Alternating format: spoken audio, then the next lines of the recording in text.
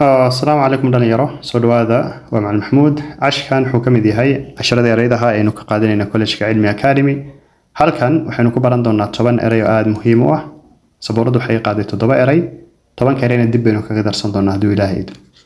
ereyga koowaad waxa loo akhriyaa mauve yes mauve waa nooc kamid ah kalarada yes wuxuu eeyahay kalarka la yiraahdo purple yes purple kalarka ah ayuu eeyahay Soomaali purple maxaa la yiraahdaa aniga laftirkeyga ma garanayo balse waxaan jeclaan lahaa inaad sawirkaas kalarkiisa raadisid and then aad soo aragtid yes ereyga labaad waa mianda waa qofka markii uu iska socdo iska warwareegayo meel uusan u socdan aysan jirin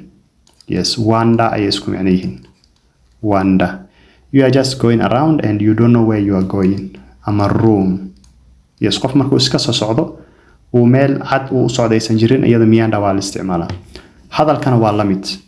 qofka haduu iska hadlayo wax adna uusan ku hadlaynin iyada laftirkeeda waxa la yiraahdaa mianda yes methodical waa wax markii aad si taxadar leh si nidaam ah si systematic aad u qabatid yes so qofka shaqadiisa ama waxa uu qabanayo markuu u qabto si systematic ah oo diyaarsan oo nadiif ah organized ah ayaynu isticmaalaynaa ereyga methodical marka waxaan leeyahay she is methodical in her work yes ereyga afraad midriff waxa la yiraahdaa meeshan u dhaxayso xabadka iyo dhaxda adigu xundurta areada la yiraahdaa midriff waxay kala qaybisaa xabadka oo qaybta kore ah yani meesha sanbabada iyo beerka iyo wadnaha ku jiraan iyo qaybta hoose ku jiraan uurku jirta kaadi haysta yani xubnaha taranka iyo walxano caas kala barki jirka la yiraahdaa marka midriff yes midriff good ereyga shanaad waa miscast waa markuu qofka filinka jilayo cast waa jilaaga filinka miscastna waa qofka marka la siiyo qayb uu filinka ka jiro uusan ku habooneen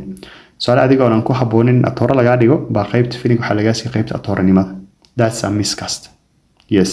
ama hadii kale filinka waxa la rabaa qaybta laadiriinta iyo dadka dhibo in role-kooda lagu siiyo ayaa yiraahdaa miscast so in short waxa lagu siiyay role ama position aadan mudnayn you are not suitable to be given that role money laundering tan waa very common internet not ku aski doontaa waa dadka inay lacag dhacaan ama darooga lacag soo siiyaan deedna lacagtaas sharci darrada ah ay lacag nadiif ah ka dhigaan inta badan siyaasiga wuxuu soo dhacayaa balaayiin dollar wuxuu ka soo dhacayaa dawladda deedna lacagtaas bangi kuma shuban karo okay qaab kale marka soo ijaab account-kiisa soo gelin ama investment ku sameyn beenbeena and then investment-ki faa'iido ka soo baxday waa uu dhihi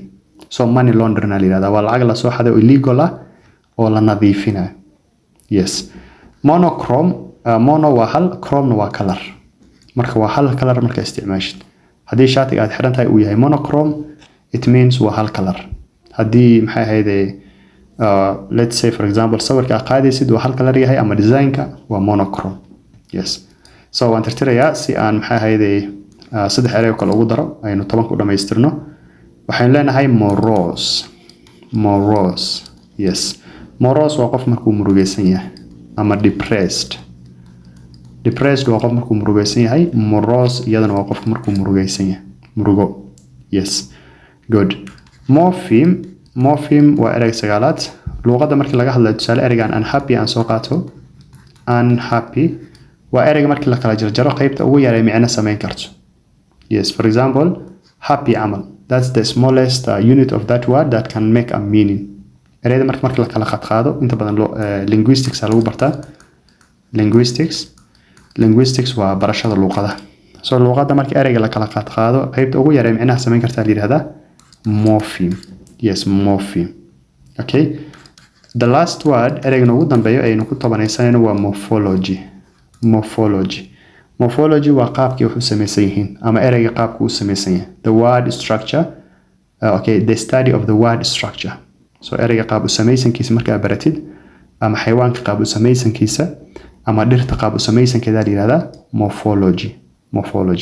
I hope you have learned something. I will stop it here. Until next time, stay safe and God